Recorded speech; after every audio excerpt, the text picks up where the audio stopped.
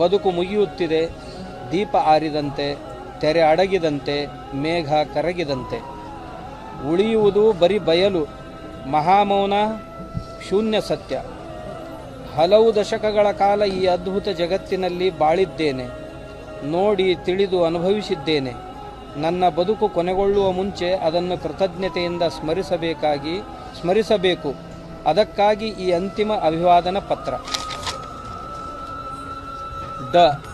ದೇಹದ ವಿಷಯದಲ್ಲಿ ಒಂದೆರಡು ಆಶಯಗಳು. ದೇಹವನ್ನು ಭೂಮಿಯಲ್ಲಿಡುವ ಬದಲು ಅಗ್ನಿ ಅರ್ಪಿತ ಮಾಡುವುದು. ಶ್ರಾದ್ಧಿಕ ವಿಧಿವಿಧಾನ ಕರ್ಮಗಳು ಅನಗತ್ಯ. ಚಿತಾಭಸ್ಮವನ್ನು ನದಿ ಅಥವಾ ಸಾಗರದಲ್ಲಿ ವಿಸರ್ಜಿಸುವುದು. ಯಾವುದೇ ಬಗೆಯ ಸ್ಮಾರಕ ನಿರ್ಮಿಸಲಾಗದು.